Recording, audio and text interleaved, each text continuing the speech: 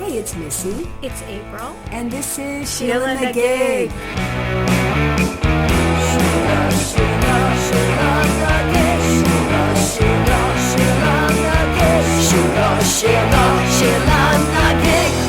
everybody, welcome. Happy New Year. Happy 2026. Yeah. Can I still say that? Sure. Well, this will air in February, so it's Oh, that's right. that's still newly into the year. Miss Editorial Calendar. That's April. Yes, that I She's have a to Virgo. keep track. Oh, please. I am not in charge of that. I'm not the most methodical Virgo, but we'll go with it. Yeah, we'll go with that. Yeah. But I think we can, I'm still going to say it for a while. I'm excited about this year. We've talked about that. It's Year of the Horse. Yes. So, just charge on. Charge on. Like a horse without a plan, and you're going to be golden. Missy loves the fact that she read a little bit of you don't have to have a well planned out, Plan. objective. Exactly. So from that it's like, just go. Just go. Just keep moving like in basketball. Oh my gosh. But I'm so happy you guys are here. We're both very happy you're here. And you know what we do on SheelaNaGig, right? We'll just say it again. Each week we explore our own SheelaNaGig. To us, that's a woman whose strength and perseverance has inspired us, and who, empowers us, and somebody that we want to tell you about, somebody that you should know about. Or maybe you do know about, but you need to know something really specific about. And more. Yeah, we just want to bring these ladies light. We are, what are we doing? We're fight the fight and shine the light. That's what we're doing. Yeah. We're fighting the fight, shining the light. Yeah. So how are you, April? What's going on? I'm good. I have some little news for you. Little news? Cataracts? No, not... Yes, I am getting cataract surgery, but that's not what I was going to talk about. That's one of those old lady surgeries, right? Me too. I'm supposedly 2 to 4 years away myself, so this is what happens. Anyway, we're no old lady conversations. No more old lady conversations. Do you remember when your mother-in-law, Jan Flan, and you were last in Santa Clarita, my neck of the woods, and had lunch at an older diner? The Saugus Diner? The Saugus Cafe. Oh, cafe. Oh my God, I loved it. It was so cool. Right. Well, it was in business for almost 140 years. Oh, no. And it turns out that at the end of the year, actually it closed January 4th, they lost their lease. Oh, no. I was going to say, it sounds like you're saying they're closing, and that is precisely what you're saying. That is precisely what we're saying. Wait, they lost their lease after 140 years? Uh-huh. Yeah. To who? Who owns it? What's the deal? What happened was somebody owned it, and the guy passed, and the company that was managing it, I think I'm having this sort of straight, decided to up the lease. To a point where the owners, the people who ran the Saugus Cafe, couldn't afford it anymore. Aww. So they were going to just sort of retire. But it turns out the guy that was managing the property and up the lease had somebody else in the wings who would pay the higher amount. And they wanted to come in with the same name, and the people that ran the restaurant felt they owned the name, and there's a dispute over what they actually owned and don't own. Oh my gosh. But apparently I think it's coming back as the Saugus Cafe. I'm not exactly sure how it is, but I thought of you. But the initial Jan, owners got kicked to the curb. That's what happened. They really did. They really did. Then I'm not going there. Can we picket in front of it? I thought about that, and I wondered if Santa Claritians are going to boycott the new restaurant or the new owners if it reopens, because it closed in the height of the Los Angeles rains, and it was pouring, and my kids were home from New York and Eureka for the holidays, and we wanted to go there one last time, and the lines were going around the corner in the pouring rain. Oh my gosh. Because that's what that cafe meant to the community. Oh, but that makes me happy at least. I know. People really cared and showed up and showed their respect. And Sarah didn't talk to my husband for like a half an hour because he didn't want to stand in the rain and wait an hour to get into the restaurant. What the hell's wrong with him? Steven, what was are you listening thinking? to this? Of course he's not listening to this, but yeah, sometimes you got to stand in the rain. Yep. Anything new with you? That's my news. I don't think so. I don't know if you guys have listened to we have a little side project called the Dispirited Vagina Chronicles. I don't know if you've had a listen yet, but Those are coming out. I don't know if they have come out yet. According to the editorial calendar. Yes, the editorial calendar says it dropped. It will actually drop 1 week before this episode. Oh, okay. So maybe you have a chance to hear it. Maybe you didn't, but you can circle back to it. This is an ongoing series about Missy discussing her broken vagina. I was going to say, what's the medical term? Vulvodynia. Vulvodynia. There's actually a medical term, and we'll be having medical professionals on, and so this is a running part of medical vagina professionals. Yeah. Of our series, and in between the serious part of that acknowledged medical condition, there's a lot of laughter and side jokes. Yes, it's true. But it's important to talk about. Give it a listen. But April, I'm excited because I feel like it's been a while since you gave us a Sheela. It has been a while since I've given a Sheela. You say given a vagina. I almost said a vagina. You almost said it's been a while since I've given a vagina. Oh my God. Well, it has been a while since I have given a Sheela. I love that you said Will you stop? I'm crying. Do you want to hear about my Sheela or not? I'm crying.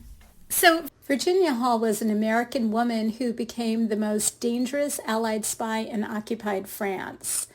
Despite her having a very poorly fitted wooden leg, which caused her constant pain, she was an underacknowledged, extremely effective intelligence agent who is credited with nothing less than creating modern guerrilla warfare as we know it today. She was born to a wealthy family in Baltimore, Maryland on April 6, 1906. Her father was Edwin Ned Lee Hall, and her mother was Barbara Virginia Hamill. Ned Hall's father, John W. Hall, was believed to have stowed away on his father's clipper ship at the ripe old age of 9, and he later became a wealthy businessman. And we suspect that Virginia had some of her grandfather's spirit for adventure and determination. Virginia was close to her family members who affectionately nicknamed her Dindy. And Dindy, or Virginia, was said to be a tomboy and a top student as a young woman or young girl. She attended Roseland Park Country School starting in 1912, and in high school she became editor-in-chief of the yearbook and class president in her senior year, and she was voted the most original in her class. After graduating and coming from a very privileged background, Virginia could have easily become a socialite and a woman of leisure, except for one little roadblock. She craved adventure. She called herself capricious and cantankerous, and she liked to hunt, and you know I like to stick pins in things. Okay. We're going to stick a pin in her. Oh, we're going to stick a pin in that, all right. In her enjoyment of hunting. Okay. She once went to school wearing a bracelet made of live snakes. Live snakes? Live snakes. Wow. So she was Little Miss Adventurer, and she wanted to pursue higher education. She attended Radcliffe College of Harvard University and Barnard College of Columbia University, where she studied French, Italian, and German. And then she attended George Washington University, where she studied French and economics. Wow, very accomplished. Very accomplished, very driven.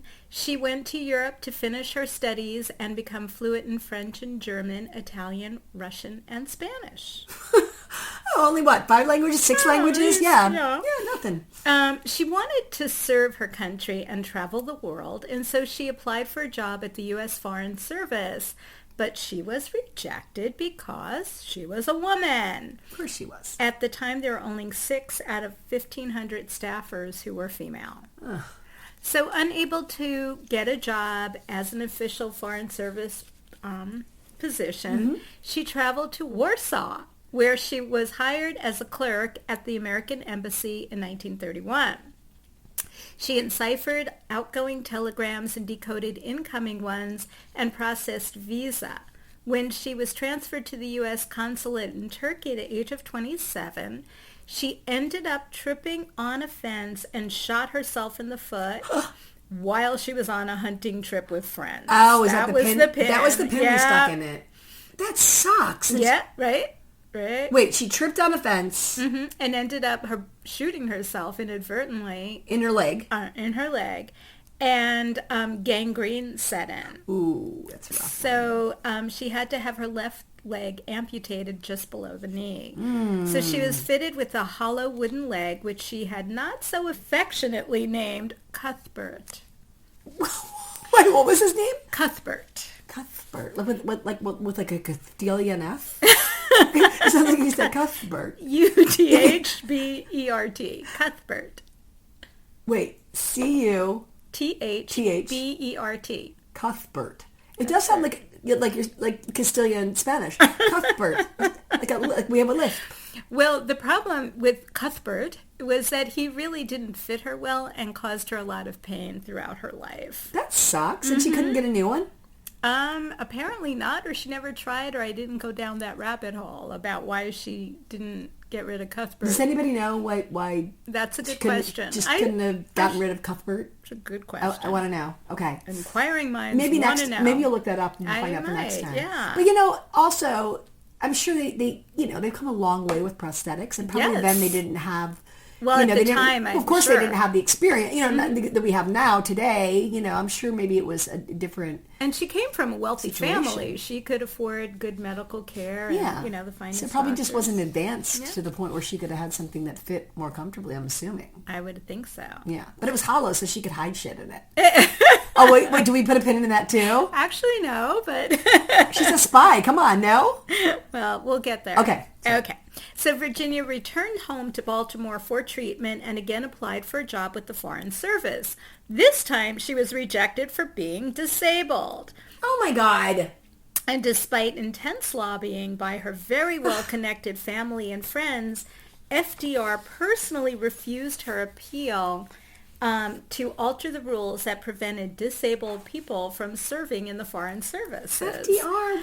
Ironically, he was in a wheelchair. I was just going to say, what the hell? Right, when he declined her appeal. Oh, the irony. Well, I guess he can't be president either then, Mr. FDR. Well, I think he got away with that. Oh, my God. So when World War II broke out, Virginia went to Paris as a civilian, and she was there when Nazis invaded in 1940, and she refused to remain on the sidelines, so she volunteered to drive ambulances for the French army on the front lines, and she bravely rescued the wounded while German fighter planes fired from above. Damn. Yeah, she was not going to be sidelined. Very brave. So when France surrendered to Germany, she had to flee to England. And by chance, at a cocktail party, because remember, she was wealthy and well-connected, she was recruited by none other than Vera Atkins, a British spy master, who inspired the character of Miss Moneypenny in the James Bond series. Wow, that's so... I love that it was another female spy that connected with her and got her hooked up. Right? This is great. This is interesting, yeah. So Virginia joined the Special Operations Executive, or SOE, a new spy agency that was created by Winston Churchill to set Europe ablaze. Ooh. So it's sort of ironic because the American government wouldn't let her do anything, but here is the European government just absolutely putting her to work. They've always been ahead of us in many ways. Many ways. So she joined the SOE in April of 1941, and after training, she arrived in Vichy, France, which was unoccupied by Germany and nominally independent when she first arrived. Vichy. Vichy. Is that how you pronounce it? Probably. This is Brooklynese version of I'm not looking at the spelling. Vichy. Yeah, it's Vichy. V-I-C-H-Y? V-I-C-H-Y. Vichy. Vichy. Vichy. So I think what I'll do is just point to Missy every time my Brooklyn, it wants to say Vichy. Vichy. Do it again. Vichy. Vichy, France. Do it. France. Oh, that's it. Vichy, France. I can't even do a Brooklyn accent, but I love it. Getting back to Virginia, she was the second female agent sent to France by the SOE France section and the first to remain there for a long period of 14 months. Note that the SOE-F section would send a total of 41 women agents to France during World War II, and very sadly, only 26 would return after the war. Oh, man. Virginia, I'll cut to the chase and be a spoiler alert, was among those who survived. Thankfully. She arrived with false papers identifying her as a journalist with the New York Post, and this cover enabled her to interview people, gather information, and file stories filled with details that were useful to military planners. She based herself in Lyon, and it's really Lyon. I looked that up. I wanted to say Lyon and sound sophisticated, but it's Lyon. Awesome. Where she had to shed her chic Parisian wardrobe to become inconspicuous. And Virginia kept changing. She was known for changing her appearances quickly with makeup and disguises. She was the first spy in France working for the SOE, where she directed French resistance activities. And she kept track of German troops' movements and radioed information to her Allied handlers. And she also recruited a network of French spies to work for the resistance. So she had a lot of different... Wow, she's like a producer. Yeah, she was like a producer. She had a lot of different roles and elements of resistance going and spying. So as a pioneer World War II secret agent, she had to learn on her own the exacting tasks of being available, arranging contacts, recommending who to bribe and where to hide, soothing the jagged nerves of other agents on the run, and supervising the distributions of wireless sets. So you're right. She really was like a... Right. That's amazing. So the network or circuit of SOE agents that she founded was named Heckler. And her recruits included gynecologists Jean Rousseau and Germaine Guérin, the owner of prominent brothel in Lyon. Guérin made several safe houses available to Virginia and passed along information tidbits she and her female employees heard from the German officers who routinely visited the brothel. The official historian of the SOE, Michael Richard Daniel Foote, said that the motto of every successful secret agent was, "I doubt, therefore I am." I love that. That's good. During her extended time in France, she escaped capture, which was a testament to the caution she took. She had an ability to sense danger, and for an example, in October 1941, she declined to attend a meeting of SOE agents in Marseille, which the French police ended up raiding, and they captured a dozen agents. Oof. That debacle left Virginia among the few SOE agents that were still at large in France, and the only one with the means of transmitting information to London. Wow. George Whittinghill, an American diplomat in Lyon, allowed her to smuggle reports and letters to London in his diplomatic pouch, which was how she got information passed. Wow. But they were really hampered by that capture of those other agents, and it really... That's a lot of agents. Yeah. So in the winter of 1941-42, after that capture, it was a miserable time for her, and she was so under-resourced. In a letter, she said that if SOEs would send her a piece of soap, she would be both very happy and much cleaner. A piece of soap. A piece of soap, please. Wow. What we're grateful for. Yeah, exactly. That's amazing. In the absence of an SOE wireless operator, her access to the American diplomatic pouch was the only way the few agents in France had a way of communicating with her in London.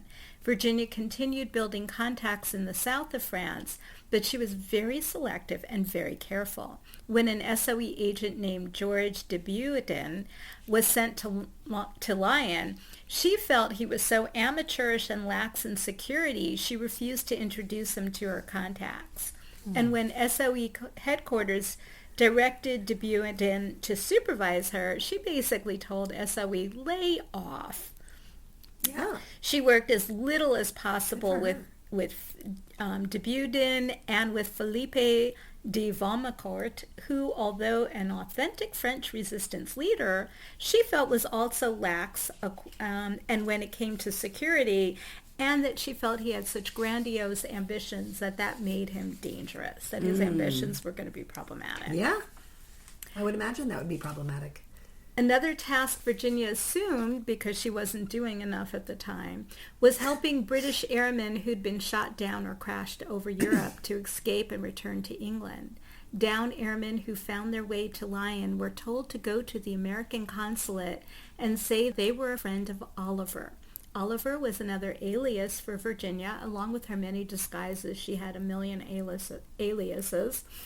And she, with the help of brothel owner Garan and other friends, hid, fed, and helped dozens of airmen escape France to neutral Spain and then to safety in England. Wow. The Germans dubbed Virginia the Limpy Lady. And I should give a German accent, but I don't think I have one. The Limping Lady. That's pretty bad. That's pretty bad. I'm not going to even attempt it. Okay. I'm not. Yeah, we're not going there. No, if Mike was here, he could do it. Oh. Yeah, or Jan Flan. Oh. I didn't know Jan could do German accents. And she was put at the top of their most wanted list. The notorious Gestapo chief Klaus Barbie would say, "I would give anything to get my hands on that limping Canadian bitch." Whoa. But of course she wasn't Canadian. I was just going to say, but she wasn't Canadian. I was confused. Where did that come from? The German intelligence never figured out who she was or where she came from. And part of that was because she constantly changed her appearance and used more than 20 different aliases. Barbie ordered wanted posters of her, which featured a drawing of her above the words, "The enemy's most dangerous spy. We must find and destroy her." Whoa. That's pretty crazy. So by the way, you can hear my dog barking. That's Francis in the background. I'm sorry about that. Usually when we listen back to it, it's not as bad. So yeah. You might not hear you it might at not all. even hear it. I don't know, but I'm sorry about that. Yeah, I hope it's not too distracting. I'm feeling bad for Francis. That said, we won't let him out. Otherwise, he will really distract us all. Yes. But wouldn't that be like really crazy scary if there were posters out, you know, of you, and you were kind of walking down the street, and you know you had to stay undercover. That would be pretty scary. She knew how to disguise herself. Always had multiple different aliases, and they thought she was from Canada. Okay. So, yeah. She did a good job. Yeah. Yeah. Virginia discovered that the 12 agents arrested by the French police in October 1941 were being held at a prison near Bergerac. Wireless operator Georges Bergoux smuggled the prisoners' letters to Virginia, and she recruited Gabby Bloch, the wife of a prisoner, Jean-Pierre Bloch, to plan an escape. Bloch visited the prison often to bring food and other items to her husband, including tins of sardines. Oh. The sardine tins and the tools she smuggled in enabled Berry to make, do you like that, Berry? I was just going to say that was really good, April. I may have probably making it up and mispronunciating Berry. Berry. To make a key for the barracks store where the prisoners were kept. Virginia was too well known to visit the prison herself, but she assembled safe houses, vehicles, and helpers. A priest smuggled in a radio, and that enabled the planned escape to take wings. Wow. The prisoners escaped in July 15, 1942, and after hiding out in the woods during an intense manhunt, they met up with Virginia in Lyon on August 11. Wow. From there, they were smuggled to Spain and then sent back to Europe to safety. Wow. They must have been so grateful. Gosh. Can you imagine? Yeah, no. Wow. SOE historian Foote called the escape one of the war's most useful operations of its kind. Several of the escapees returned later to France and became leaders of the SOE networks. So their escape was really important to the resistance efforts. The Germans, of course, were furious about the escape from prison and the laxity of the French police.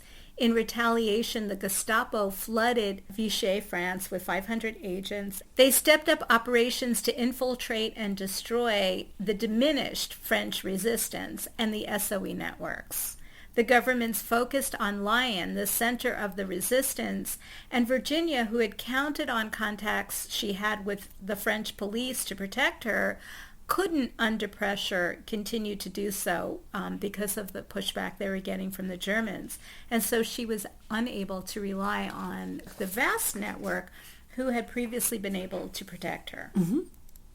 In May 1942, she reluctantly agreed to have messages from the Gloria Network, which was a French-run resistance movement based in Paris, transmitted to SOE in London. Remember, she had pretty good instincts. Yeah. So Gloria ended up being infiltrated in August by Robert Elish, a Roman Catholic priest and agent of the Germans. Elish contacted Virginia in August, claiming to be an agent of Gloria and offering her high-value intelligence. So he was a priest and an agent? Mm-hmm. Yeah. Wow. And she had her doubts about him. She didn't trust him, especially after learning that the Gloria network had been destroyed. But she was ultimately persuaded by the SOE headquarters in London to trust him. Elish penetrated Virginia's network of contacts, leading to the capture of wireless operators, and they transmitted false messages to London using Virginia's name. Whoa. So she had been right in anticipating That's like the equivalent to hacking. Yeah, that is exactly what that was. That's the hacking of that day, hacking, right? Yeah. Mm-hmm. So she anticipated that the Gestapo and the German defense would intensify their suppression of Lyon. And so without telling one, including her closest contacts, she escaped by train to the south of France, and then with a guide hiked through the Pyrenees Mountains range to Spain. Of course she did. Now, with her prosthetic leg. Exactly. She walked 50 miles in 2 days in constant pain because of her leg, which was often bleeding.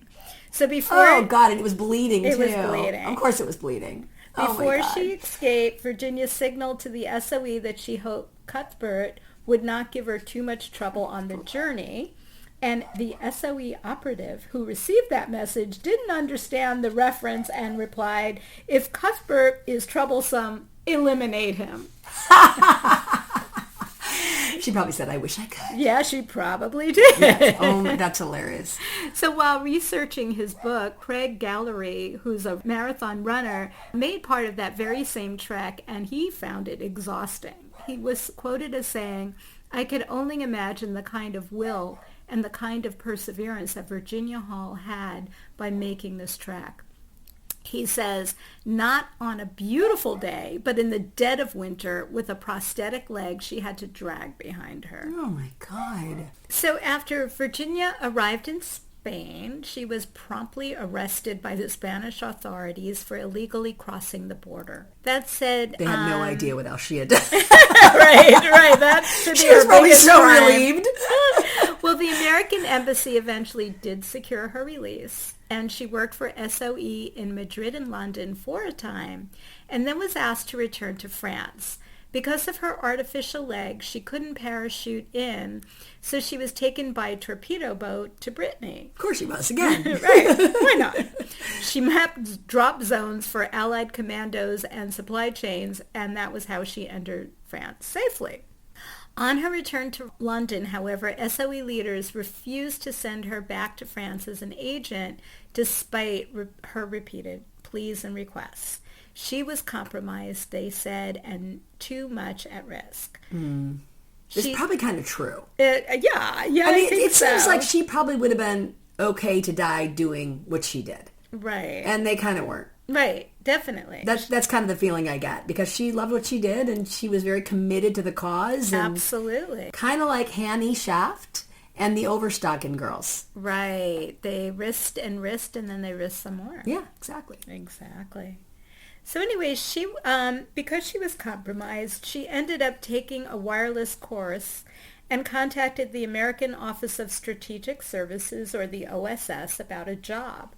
The Special Operations Branch did hire her, but at the low rank and pay of second lieutenant.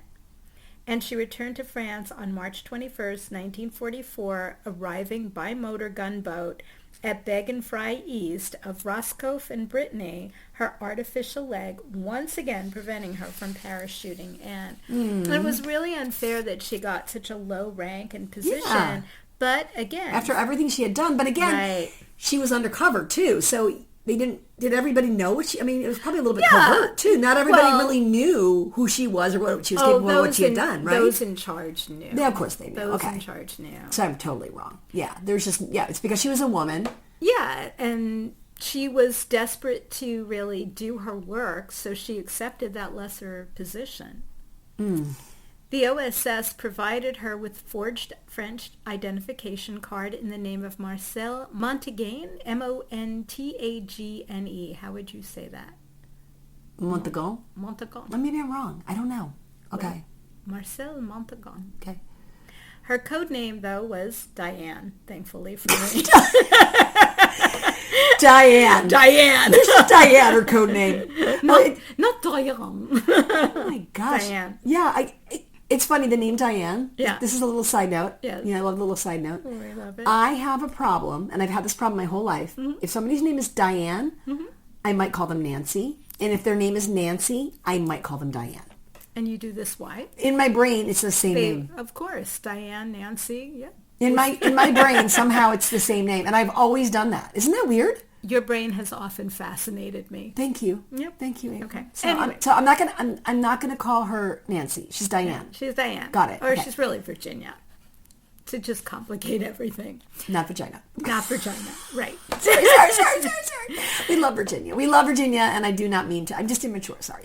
But we do not mean to desecrate her in any way. She's No, we amazing. don't. Okay. She's amazing. Yeah. Keep going. So anyway, the OSS team's objective was to arm and train the resistance groups so that they could conduct sabotage and guerrilla activities to support the Allied invasion of Normandy, which, as we know, would take place on June 6, 1944. Wow. So Virginia, disguised as an older woman, wore gray hair, and her teeth were filed down to resemble that of a peasant's. Wait, they were filed down? I mean, teeth are permanent. Yeah, they filed her teeth. She was willing to do that. She was willing to do for the role. She was totally. The woman was a badass. I know we're probably getting there or not. I mean, I'm assuming she did not marry or have children. Well, are we getting there? Yeah, wait. Okay. Wait. She disguised her limp with the shuffle of an old woman's gait, and landing with her was Henry Lasso, who is 62 years old. Lasso was the organizer and leader of the New Saint Network.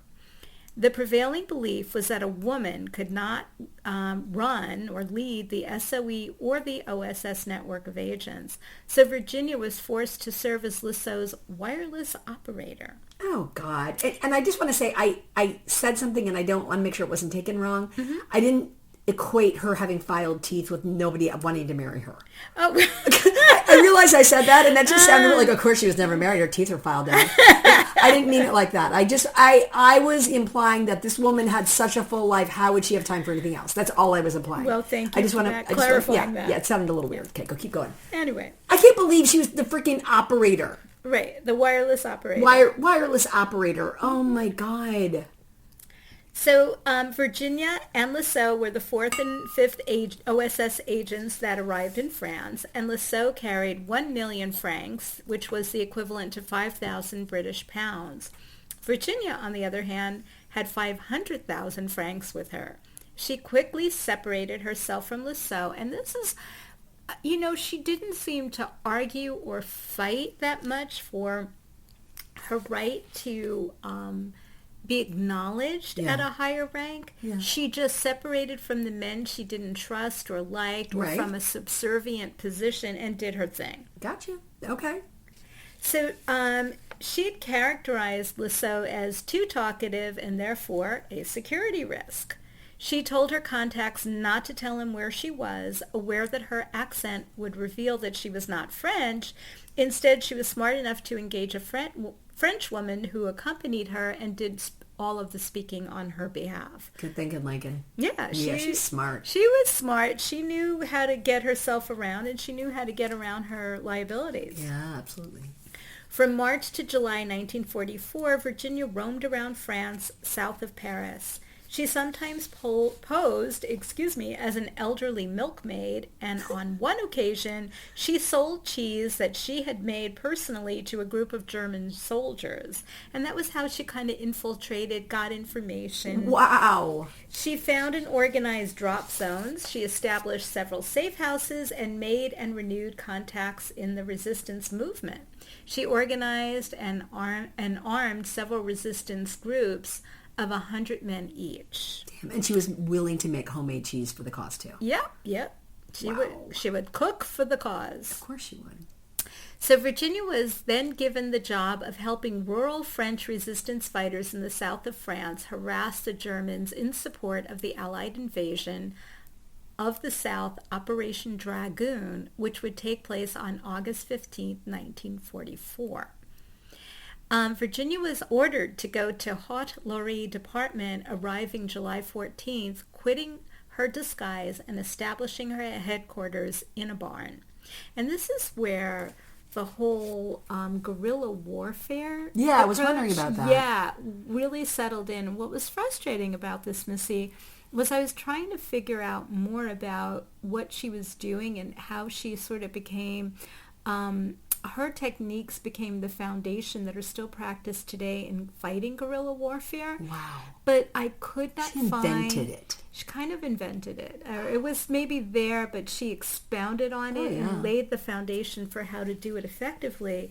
But I found very little descriptions about it, and I'm thinking that maybe that's because it's still in practice today. And that's interesting. So, I don't know that all that detailed information is available. Yeah.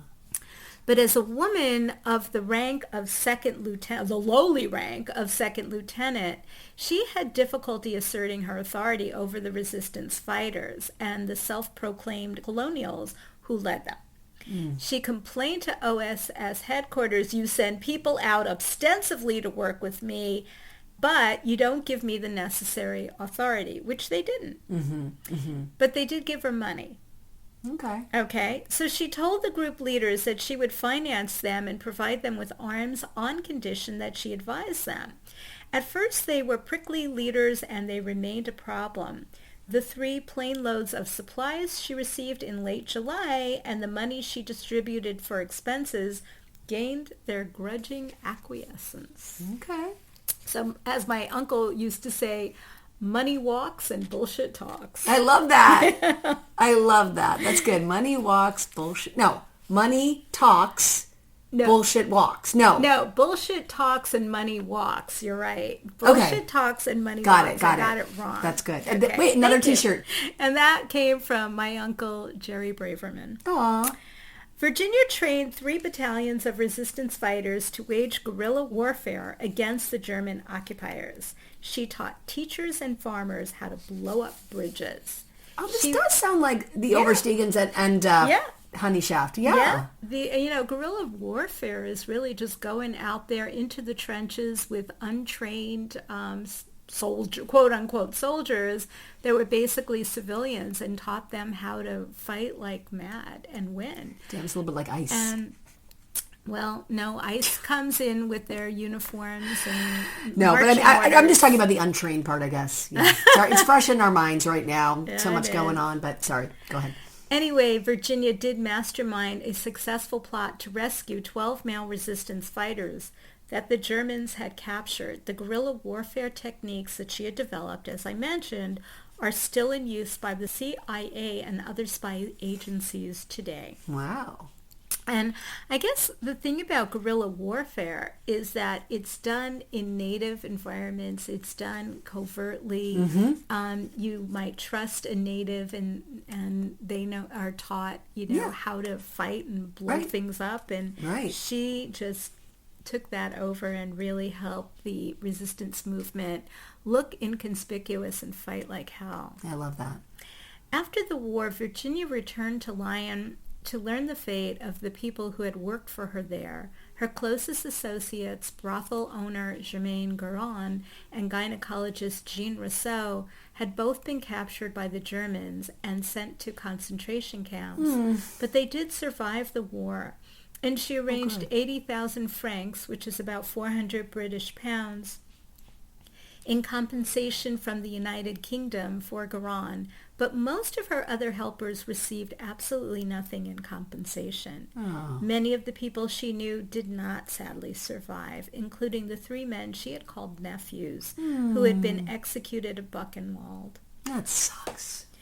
The German agent and the priest who had betrayed her network in Lyon was captured after the war and was executed in Paris, so that's a little bit of retribution. After the war ended, the U.S. Army presented Virginia with a Distinguished Service Cross in recognition for her brave work with the French resistance. It was the only DSC awarded to a civilian woman in World War II. Wow. President Truman wanted to announce it publicly, but Virginia, in her commitment to her work, asked that the honor be kept secret since she was still operational and most anxious to get busy. Yeah. She was made an honorary member of the Order of the British Empire and was awarded the Croix de Guerre by France. Virginia joined the CIA in 1951 and worked as an intelligence analyst. Now, this was really a slap in the face to Virginia. Recently declassified papers show that she was repeatedly passed over for promotions in favor of less capable male colleagues. She was basically, same old freaking story. as an analyst, it was basically a desk job. Yeah. And what did she want to do? She wanted to be out in the field, risking her life and really being in the trenches. Yeah. And she had acknowledged accolades to her credit. Things that she was able to, throughout her service through World War II. Of course. In the 1950s, she again headed an ultra-secret paramilitary operation in France as a model for setting up resistance groups in several European countries in the event of a Soviet attack. She became a sacred presence and the first woman operations officer in covert action arm of the CIA and a valued member of the Special Activities Division supporting undercover activities to prevent the spread of communism in Europe. In the secret CIA report of her career, the CIA admitted that her fellow officers felt she had been sidelined, shunned into backwater accounts because she had so much experience that she overshadowed her male colleagues. Who How felt intimidating. Yeah. They felt threatened by her. That was documented. Absolutely. And that her experience and abilities were never properly utilized. Ugh. While in Haute-Loire, Virginia did fall in love. Oh, good. I mean, not that everybody needs to fall in love, but come on. retribution we again. like and I mean, story. she's devoted her whole life. Time to do a little something for yourself. Yeah. She fell in love with the co-agent Paul Guillou, and in 1957, the couple married after living together on and off for years. I don't believe they had children, and they retired to a farm in Barnesville, Maryland, where she lived until her death. How old was she? She died. She died at the age of 76 on July 8th, 1982, at Adventist Hospital in Rockville, Maryland. Her husband survived her by 5 years, and she was buried in the Druid Ridge Cemetery in Pikesville, Maryland. Now, this bothers me a little bit. Her refusal to talk about and write about her World War II experiences, it said, resulted in her slipping into obscurity during her lifetime, but I take issue with that because it may have contributed, and she was reluctant to talk about it because she wanted to continue her field work. Yeah, she wanted to be covert. Yeah. But she was also diminished by the very agencies who hired her and had her risk her life. So why did she have to toot her own horn? Why couldn't others have... maybe she was just really modest too, Well, Who it was knows? more than modesty. She did not want to be outed in her lifetime because she was always ready to serve. Right. But she also did not get all the stripes and acknowledgement of her accomplishments. But even so, her death triggered a new curiosity which persisted into the 21st century. In 1988, her name was added to the Military Intelligence Corps Hall of Fame. Nice. The French and British ambassadors in Washington honored her in 2006 on the 100th anniversary of her birth. In 2016, a CIA field agent training facility was named the Virginia Hall Expeditionary Center. Good. The CIA Museum gives 5 operatives individual sections in its catalog, and one is Virginia Hall. The other 4 are men who went on to head the CIA, to give you any idea of what that acknowledgement really signified. Yeah. I know. I mean, I shouldn't be surprised. That's the problem with this freaking podcast. That's why we have this podcast. That's precisely why we have this podcast. Exactly. Right. Yep. She was inducted into the Maryland Women's Hall of Fame in 2019, and that same year, Time created 89 new covers to celebrate Women of the Year, starting from 1920, and it chose Virginia for 1943. All right. Her story is on display at the CIA Museum inside the spy agency headquarters in Langley, Virginia, but unfortunately, this display is off limits to the public. That is so apropos. Well, I'm going to take it as a testament to the covert need to keep that private and secret, because that's the kind of badass she was. She was a badass. Yeah, she was. I love Virginia Hall. Wow. Yeah, and again, I did not know anything about her. Me either. It kind of makes me think that maybe I should become a spy. I always forget that I'm in my 50s. Right. Because I said to my husband the other day, like, I think I want to become a private investigator. That's kind of like a spy. It is. Yeah. Although you're spying, instead of you're spying on like world threats to the world, right? You're spying on cheating husbands and cheating wives. I don't know. I mean, I think I would like to, help with like murder investigations or something a little more sinister. Something, maybe. Yeah. That. But do you think it's too sense. late for me? Do you think I could be a spy or a private investigator? Maybe a private investigator. I'm not so sure about a spy. For one thing, you still have young children. That's true. Yeah. No, that's true. I would like to be a spy. I get that. Yeah, I remember there was this girl in my neighborhood. Her name was Dawn Hatch, and she was a little bit older than I was. And we were trying to decide what we wanted to be when we grew up. And she was a little bit older. She was kind of maybe like 4 or 5 years older than me. And she's a little odd. And she would hang out with me, though, which I appreciated. And one day I said to her, I think we should be spies together when we grow up. And she said, no, Missy, I think we should be jet setters. And I was like, what's a jet setter? And then she told me what a jet setter was, and I was like, okay. wait, what do you have to do? All you have to do is like fly around and wear nice clothes and just travel and go fabulous places. Okay, I'll be a jet setter. I could be a jet setter. So I kind of went from wanting to be a spy to being a jet setter, but makes sense. Didn't quite work out, but that's okay. But April, I am just so grateful that you brought Virginia Hall to the table today, and we gave this lady, Sheela, some light. She's fascinating. I'm going to say we should definitely look her up. And if anybody, including you, April, wants to do some research about her prosthetic leg, right, to find out why it didn't fit very well, yep, And again, I just maybe suspect that in those times that's the way it was. Yep. Plus, I think that she had an interesting relationship with Cuthbert, and maybe she didn't want to get a divorce. I love that her leg's name was Cuthbert. Cuthbert. And again, it sounds like I'm saying like Castilian Spanish. Cuthbert. Or lisp.